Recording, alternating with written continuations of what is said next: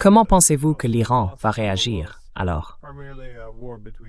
Parce que la dernière guerre opposait principalement l'Iran et Israël avant que les États-Unis n'y participent, ce qui représentait une menace très différente pour les Iraniens.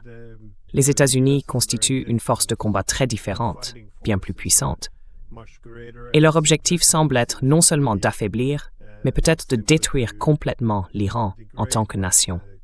Donc, comment pensez-vous que l'Iran va réagir à cela?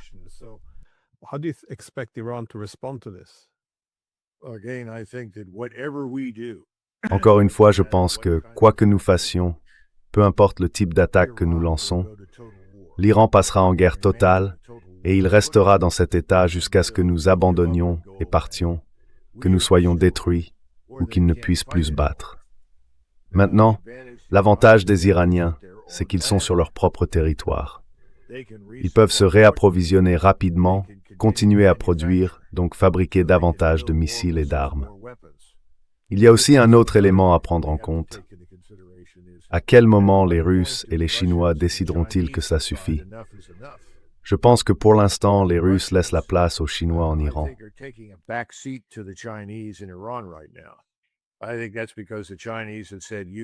Je pense que c'est parce que les Chinois ont dit « Vous devez en finir avec la guerre en Ukraine. Nous prendrons la tête du soutien et de l'assistance à l'Iran. » Je pense qu'une telle discussion privée a eu lieu. Alors, que feront les Chinois? Leur plus grande préoccupation, bien sûr, est de maintenir l'intégrité de l'Iran.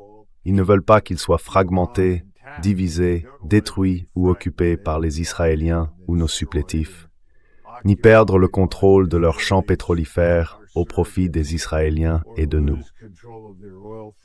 C'est la dernière chose qu'ils souhaitent. Ils ne veulent pas non plus que le détroit d'Ormuz soit bloqué. Ils disposent donc d'une petite flottille de destroyers dans l'océan Indien et ils ont envoyé des sous-marins en mer. Je ne sais pas où ils se trouvent, mais ils ont effectivement quelques sous-marins là-bas.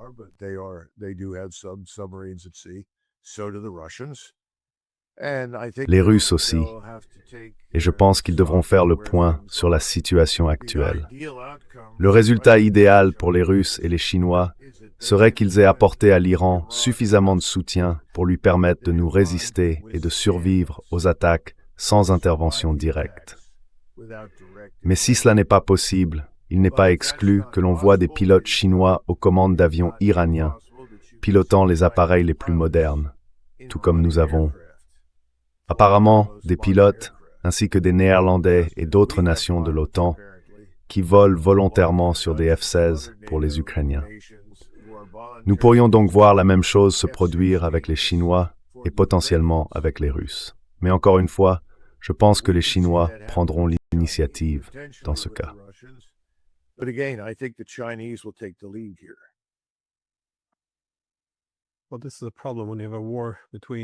Eh bien, c'est le problème lorsqu'une guerre éclate entre des pays aussi vastes et stratégiquement importants.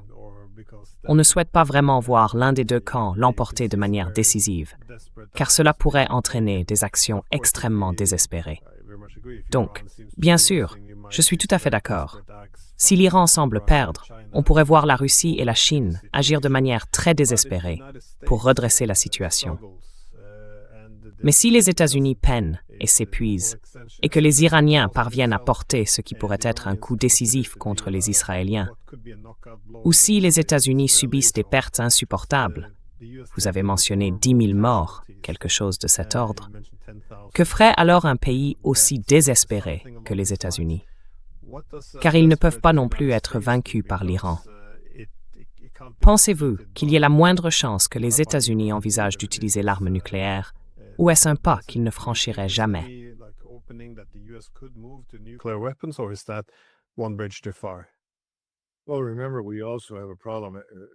Eh bien, souvenez-vous, nous avons aussi un problème avec notre système financier. Nous sommes fauchés. Le système de monnaie fiduciaire court un grand risque d'implosion. La monnaie que nous utilisons n'est soutenue par rien d'autre que ce que nous appelons la foi et la confiance dans le gouvernement américain, ses forces armées et son économie. Or, l'économie ne se porte pas si bien contrairement à ce que notre président a dit hier soir. Et si l'on prend cela en compte, la vraie question est, si cela ne fonctionne pas, réduisez-vous vos pertes chez vous? Faites-vous cela? Et si oui, admettez-vous la défaite?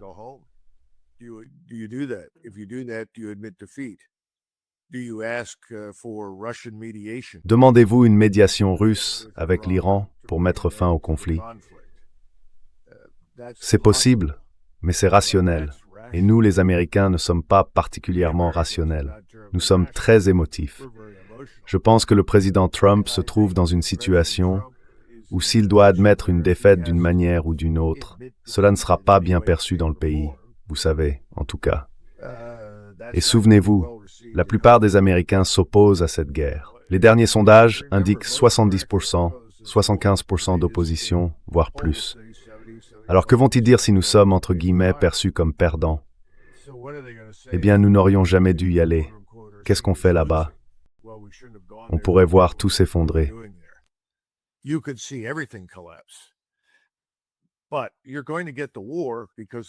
Mais vous allez avoir la guerre à cause de ce que vous avez vu lors du discours sur l'état de l'Union hier soir.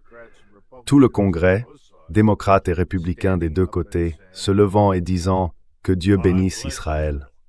C'est en substance ce qu'ils ont dit. Et nous allons soutenir la guerre contre l'Iran. Pourquoi les Américains ne descendent-ils pas dans la rue? Pourquoi ne protestent-ils pas? Eh bien, c'est loin. Et la plupart des Américains supposent que l'Iran est comme n'importe quel autre État du Moyen-Orient, qu'ils ne sont pas si puissants, qu'ils sont faibles, qu'on peut les bombarder jusqu'à ce qu'ils se soumettent. Certains Américains ont avalé toute la propagande sur l'Iran maléfique, la société médiévale et tout ce genre de discours. Il n'y a pas tant de gens que ça qui y prêtent vraiment attention, mais la plupart rejettent simplement la question d'emblée. Donc si les choses tournent mal, ils seront très surpris, extrêmement surpris. Et voici un autre facteur à garder à l'esprit, quelque chose que tu sous-entendais, et tu as raison, Clint. Nous serons embarrassés sur la scène mondiale. En ce moment, la plupart des gens en Europe, la plupart des gens en Asie, presque partout où l'on va, pensent que les forces armées des États-Unis sont invincibles et invulnérables. Si jamais il s'avère que nous ne sommes ni invincibles ni invulnérables, cela encouragera-t-il d'autres à adopter des positions opposées aux nôtres? Je dirais que oui. Et nous ne parlons pas seulement de l'hémisphère oriental.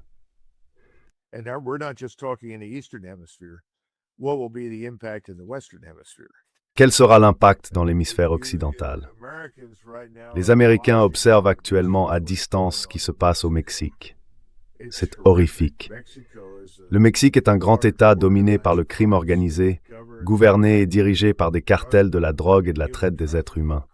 Ils sont extrêmement bien armés. Tout le monde pointe du doigt le Venezuela, mais franchement, le Venezuela paraît insignifiant à côté du Mexique.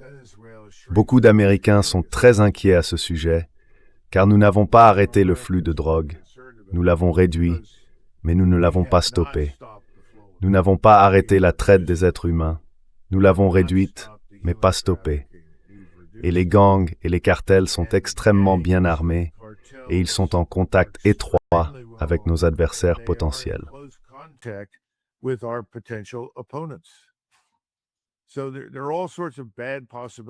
Il existe donc toutes sortes de mauvaises possibilités qui pourraient en découler. Mais personne à Washington, ni dans cette administration, ni au Congrès, ne s'est assis pour se demander qu'est-ce que nous en retirons réellement. Ils ne se penchent jamais sur ce qu'ils pourraient y perdre. Et nous pourrions perdre beaucoup et obtenir très peu en retour de notre investissement si nous ne faisons pas attention. Cela nous ramène à un autre point que nous avons déjà abordé et que la plupart des Européens doivent comprendre. Nous ne sommes une puissance terrestre nulle part, sauf dans l'hémisphère occidental. Nous sommes avant tout une puissance maritime et aérospatiale. Et une puissance maritime et aérospatiale a, je dirais, un temps de présence limité. Elle intervient, reste un certain temps, puis repart.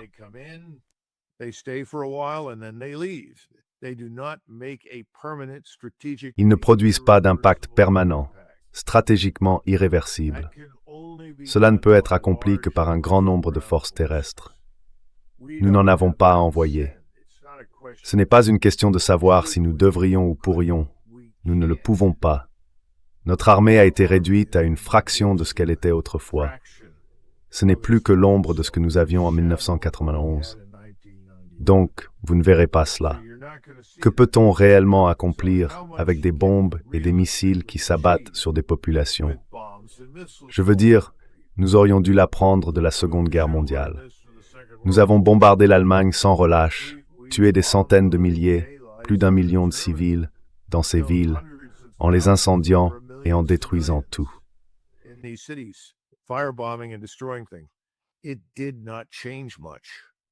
Ça n'a pas beaucoup changé. Il a fallu des armées pour intervenir, puis finalement réprimer et occuper l'Allemagne. Donc cela n'arrivera pas. Je ne sais pas si quelqu'un s'est vraiment penché sur la question, car souvenez-vous qu'en ce moment, on est dans une situation où le président du comité des chefs d'état-major interarmés et son vice-président sont tous deux des aviateurs. Le principal conseiller du président est un aviateur. Et je suis sûr que c'est un homme très intelligent et réfléchi. Du moins, je l'espère. Mais la communauté de la puissance aérienne rate rarement l'occasion de bombarder, sous prétexte de vouloir démontrer que c'est tout ce dont on a besoin. Cela n'a jamais suffi, et je ne pense pas que ce sera le cas aujourd'hui.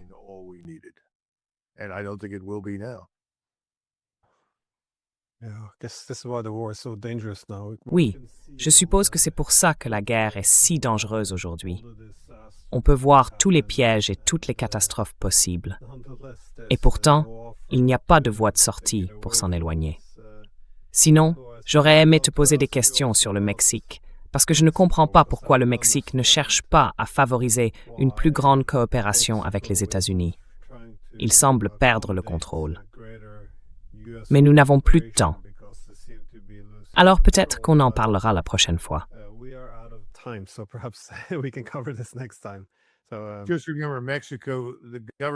Souviens-toi simplement qu'au Mexique, le gouvernement n'est qu'une façade.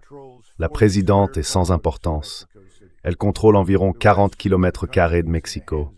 Le reste du pays est entre les mains du crime organisé et des cartels de la drogue. C'est la vérité. Donc, quand on parle du Mexique, il y a très peu de choses que le gouvernement puisse faire. L'armée est l'institution la plus puissante, et elle est elle aussi impliquée dans le crime organisé. Ainsi, lorsqu'un affrontement éclate entre l'armée et un cartel, comme on l'a vu récemment, cela se résume généralement à une lutte pour le pouvoir, l'argent et les hommes. Ce n'est pas la preuve que le gouvernement contrôle quoi que ce soit.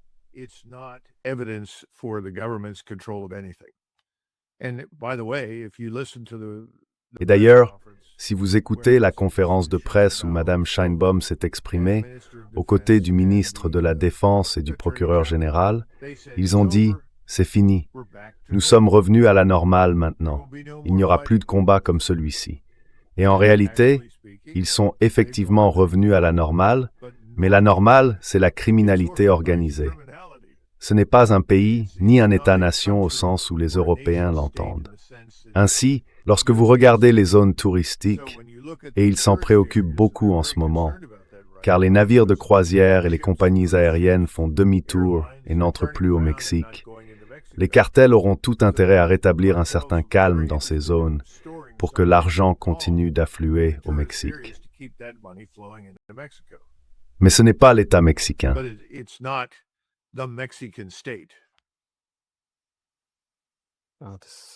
Fascinante. C'est une autre partie du monde. En tout cas, merci beaucoup de m'avoir permis de profiter de vos connaissances. Espérons qu'il n'y aura pas de guerre. Merci encore. Au revoir.